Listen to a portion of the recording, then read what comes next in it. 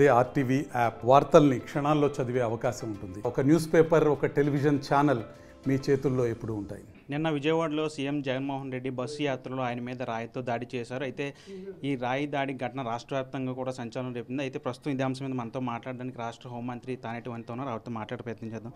Madam చెప్పండి, నిన్న విజయవాడలో సీఎం జగన్మోహన్ రెడ్డి మీద రాయి దాడి చేశారు. ఇది రాష్ట్ర వ్యాప్తంగా కూడా సంచలనం రేపింది. ఎయిర్ గన్ను కూడా ఉపయోగించారు, అనుమానాలు కూడా ఇప్పుడు వ్యక్తం అవుతున్నాయి. ఏం చెప్తారు?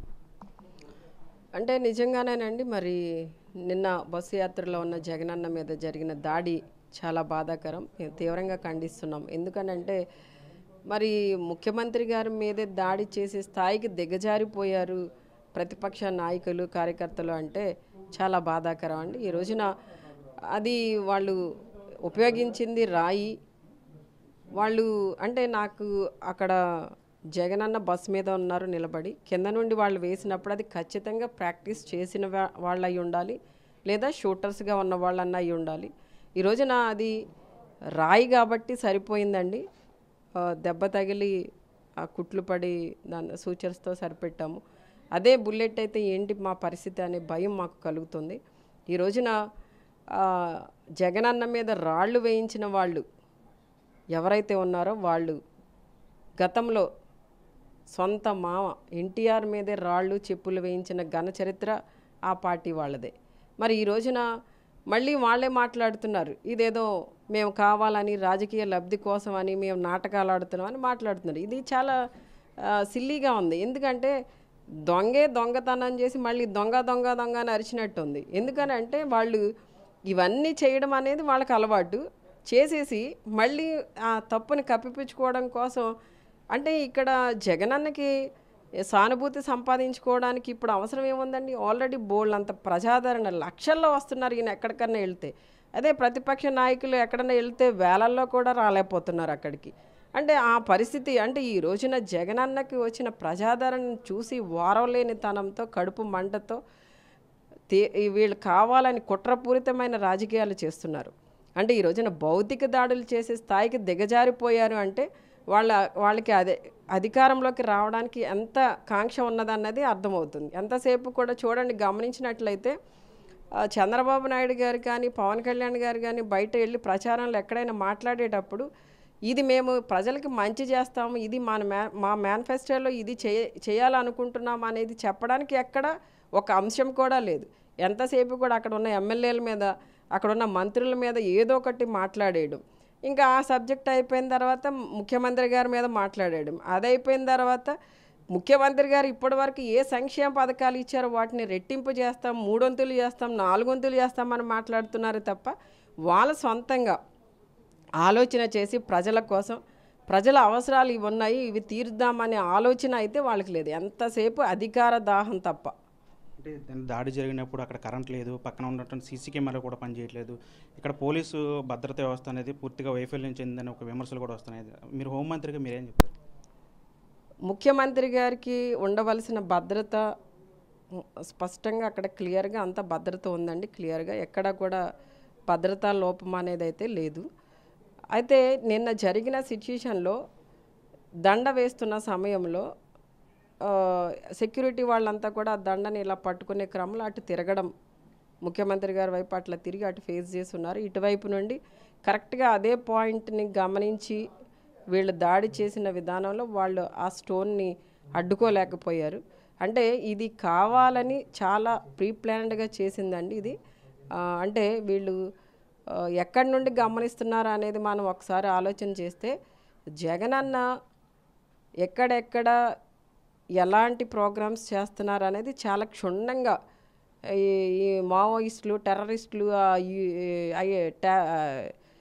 ల్యాప్టాప్స్ పెట్టుకుని గమనిస్తూ ఉంటారు కదండి, ఈ పాయింట్ ఇది అన్నట్టు అలాగా అంత క్షుణ్ణంగా గమనించి చేసినట్టు ఉంది ఈ దాడి. నిజంగా అయితే వీళ్ళు ఏమంటారంటే దాడి చేసింది వాళ్ళే, స్టోన్స్ వేసింది వాళ్ళే. ఈ రోజున ఆ రాయి జగనన్నకి తగిలిన తర్వాత వెనకున్న వెల్లంపల్లి గారికి కూడా తగిలింది, ఆయన కూడా గాయపడ్డారు. వీళ్ళు ఏమంటారు, ఆ దండకున్న తీగ ఏదో గుచ్చుకుని అట్లా గాయమైందని మళ్ళీ దాన్ని వక్రీకరిస్తున్నారు. ఇది ఒరిజినల్ వీడియో అని ఏదో ఇంకొక వీడియో పెడుతున్నారు. అంటే వీళ్ళ తప్పిదాలు చేస్తూనే వీళ్ళ తప్పిదాలను కప్పిపుచ్చుకుంటూ మళ్ళీ జగనన్న మీద, పార్టీ మీద బురద జల్లి ఏదో మేమేదో సానుభూతిని సంపాదించడం కోసం ఇదంతా డ్రామాలు ఆడుతున్నాం అన్నట్టు మాట్లాడుతున్నారు. అంటే ఎంత నీచంగా మాట్లాడుతున్నారంటే ఈ రోజున ముఖ్యమంత్రి స్థానంలో ఉన్న జగనన్న మీద దాడి జరిగితే ఖండించడం లేదు సరికదా, దాన్ని వక్రీకరించి మాట్లాడడం అనేది చాలా బాధాకరం. ఈ రోజున జగనన్న స్థానంలో జగనన్న కాకుండా ఎవరున్నా కూడా జగనన్న అయితే వెంటనే ఆ దాడిని ఖండించేవారు. ఈ రోజున అక్కడ లైట్లు ఆపేశారు అని మాట్లాడే విధానంలో జగనన్న వెళ్ళినా, చంద్రబాబు నాయుడు గారు వెళ్ళినా, పవన్ కళ్యాణ్ గారు వెళ్ళినా, ఇలాంటి విఐపీస్ ఎవరే ఆ రోడ్ షో నిమిత్తం వెళ్ళినప్పుడు అక్కడ పవర్ కట్ చేయడం అనేది సెక్యూరిటీ పర్పస్గా చేసే ఒక ప్రికాషన్. అది ఆ ప్రికాషన్స్ తీసుకోవడానికి కూడా వక్రీకరించడం అనేది మరి వీళ్ళు రాజకీయం చేస్తున్నారా లేకపోతే అక్కడ మానవత్వంతో ఆలోచిస్తున్నారా అనేది అర్థం కావట్లేదు. అంటే ఎంత భయంకరంగా మాట్లాడుతున్నారంటే రోజు రోజుకి దిగజారుడు రాజకీయాలు చేసే స్థాయికి దిగజారిపోయారు వాళ్ళు. ఆ తిరుపతి దగ్గర అలిపిరిలో వీళ్ళు ఏవో డ్రామాలు ఆడారండి అప్పుడు సానుభూతిని సంపాదించడం కోసం. అంటే అప్పుడు వీళ్ళ మీద వ్యతిరేకత ఎక్కువ ఉంది కాబట్టి అలిపిరి డ్రామాలు ఆడి సానుభూతిని గెయిన్ చేయాలని వాళ్ళు ప్రయత్నం చేశారు. వీళ్ళకి లాగానే డ్రామాలు ఆడుతున్నామని అపోహలో ఉన్నారు. మాకు డ్రామాలు ఆడవలసిన అవసరం లేదు. ఈ రోజున జగనన్న అందించిన పరిపాలనకి ప్రజలందరూ కూడా ఈ రోజున జగనన్నని ప్రతి ఒక్కరి గుండెల్లో కూడా దేవుడిలా భావిస్తున్నారు. ఆయన మళ్ళీ ఈ రాష్ట్రానికి ముఖ్యమంత్రి కావాలని బలంగా కోరుకుంటున్నారు. బస్సు యాత్ర స్టార్ట్ అయిన దగ్గర నుండి చూడండి, ఎక్కడ వెళ్ళినా కూడా ఎంత ఎండగా ఉన్నా ఒక ప్రక్కన వర్షం, మన గుంటూరులో అయితే వర్షం వచ్చింది. అంత వర్షంలో కూడా ఎక్కడా కూడా ఎవరు ఆ చెట్టు కిందకి వెళ్దామా పుట్ట కిందకి వెళ్దామా అని ఆలోచన చేయలేదు. జగనన్నని ఎలా కలుద్దాం, జగనన్నని ఎలా విష్ చేద్దాం, జగనన్నకి ఎలాగ చెయ్యి ఊపుదామని అంత అభిమానంతో ఉన్నారు. మొన్న సిద్ధం సభలు చూడండి, ఎక్కడ పెట్టినా కూడా సిద్ధం సభలు కూడా అలానే లక్షల్లో వచ్చారు. అంటే అభిమానం లేకుండా ఎవరు రారు. అదే చంద్రబాబు నాయుడు గారి మీటింగులు చూడండి, నిన్నగాక మొన్న ఇక్కడ కొవ్వూరు నల్లజర్లలో జరిగాయి, వేలల్లో కూడా లేరు. మళ్ళీ మేము జాతీయ నాయకులమని చెప్పుకుంటారు. మరి వీళ్ళు ఆడుతున్న డ్రామాలన్నీ కూడా మాకంట కట్టడం ఏంటండి? దయచేసి ఇలాంటి పరిస్థితులన్నీ కూడా ముఖ్యమంత్రి గారి మీద ఇలాంటి భౌతిక దాడులు జరిగినప్పుడు మానవత్వంతో ఖండించవలసిన బాధ్యత ప్రతిపక్షానికి ఉంది. అంతేగాని వక్రీకరించడం అనేది మానుకోవాలి. వాళ్ళు చేసిన పిచ్చి పిచ్చి రాజకీయాలు చేయవలసిన అవసరం మాకు లేదు. ఈ రోజున ప్రజల్లో జగనన్న అందించిన పరిపాలనకి బోళ్ళంత ప్రజాదరణ ఉంది. ఖచ్చితంగా రాబోయే ఎన్నికల్లో విజయం సాధించడం ఖాయం, జగనన్న ముఖ్యమంత్రి అవ్వడం ఖాయం అండి. అంటే ఇప్పుడు ఖచ్చితంగానండి అక్కడ విచారణ అనేది జరుగుతుంది, చేపట్టారు ఆల్రెడీ. ఇన్వెస్టిగేషన్లో ఎవరు అంటే మాకున్న అనుమానాలు ఏంటంటే ఊరికే ఎవరో ఆకతాయిలు వచ్చి వేసేసిందైతే కాదు, ఆ స్టోన్ ప్రీ ప్లాన్డ్గానే జరిగింది అనేది అర్థమవుతుంది. అది కూడా వాడు ప్రాక్టీస్ అన్నా చేసి ఉండాలి, లేదా వాడు మంచి షూటర్ అన్నా అయి ఉండాలి. ఈ యాంగిల్లో ఆలోచించి అక్కడ ఉన్న పరిస్థితులను ఇన్వెస్టిగేషన్ అనేది జరుగుతుందండి.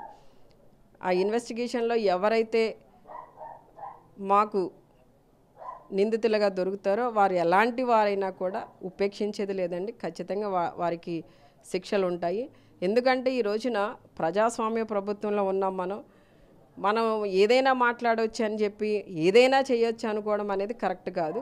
ఎందుకనంటే ఈ రోజున ముఖ్యమంత్రి గారి మీద దాడి చేసే స్థాయికి దిగజారిపోయి రాజకీయాలు చేస్తున్నారంటే వీళ్ళు ఫ్రస్ట్రేషన్ ఎంత పీక్ స్టేజ్కి వెళ్ళిపోయింది అనేది మనం అర్థం చేసుకోవాలండి. Okay ma'am, thank you. ఇది మొత్తంగా తానేటి వంతో చెప్తున్నారు.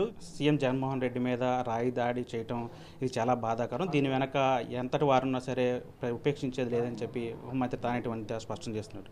బిజినెస్ 20తో మన RTV గోపాలపురం నుంచి. మరిన్ని వీడియోస్ కోసం ఛానల్ ని సబ్స్క్రైబ్ చేయండి. లేటెస్ట్ అప్డేట్స్ కోసం వాట్సాప్ ఛానల్ ని ఫాలో చేయండి. అండ్ లింక్ డిస్క్రిప్షన్ లో ఉంది.